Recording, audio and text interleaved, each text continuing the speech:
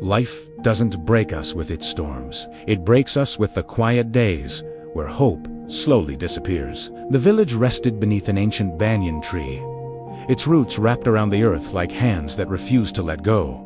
The houses were small, the roads were dusty, the people were tired. Rain didn't always come when it should. Illness never asked for permission, and hunger didn't knock before entering a home. Yet, beneath that great banyan tree, there lived a woman who never stopped smiling. Her hair was silver, her face traced with gentle wrinkles, and her eyes carried something the village had almost forgotten. Peace. Everyone knew her.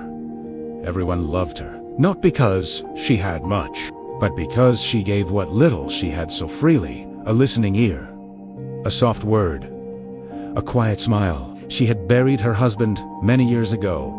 Her children were only memories. Her home was small and empty. And yet, she never complained. Each morning, she swept the earth beneath the banyan tree. Each afternoon, she sat in its shade. Each evening, she waited for anyone who needed a place to rest their sorrow. Radha arrived on a windless afternoon. Her sari was dusty. Her face was wet with tears. Her hands trembled as she spoke. "My husband went to the city for work," she said. "He hasn't written. He hasn't sent any money. My children are hungry. I am so afraid." The old woman moved aside on the stone bench and patted the space beside her. "Sit, my child," she said gently. Radha sat. For a moment, a heavy silence stretched between them, filled only by the whisper of the leaves. Then the old woman asked, "What do you believe will happen?" Radha wiped her cheeks, her voice barely a whisper. "I believe something bad is coming. I wake up afraid. I fall asleep afraid. My heart feels like it's drowning." The old woman nodded slowly, her eyes full of understanding. "Yes, that is what fear feels like." She paused, then looked at Radha with a kind intensity. "But tell me," she continued, "what if something good is also trying to find you?" Radha looked up, confused. "How can I believe that?"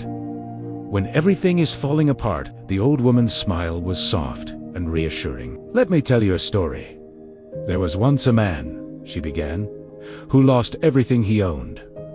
No home, no family, no food.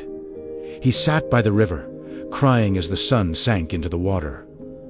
Radha leaned closer, her own grief momentarily forgotten. An old woman passed him and asked, "Why are you crying?" The man said, "I have nothing. My life is over." The woman pointed all around him. "You have the river, you have the sun, you have the trees. You have the breath in your lungs. Your life is not empty. Only your thoughts are." The man listened, and slowly, he stopped crying.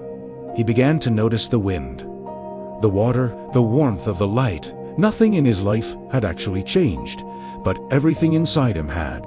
The old woman turned back to Radha. "His life didn't change by magic," she said softly. "It changed because his heart learned how to look again." Radha's breath slowed. The tension in her shoulders seemed to ease just a little. "You believe my thoughts can change my life?" she asked, a sliver of hope in her voice. "Yes," the old woman replied. "Not because problems disappear, but because your strength returns." The next morning, Radha woke before the sun. Her house was still empty. Her cupboard was still bare.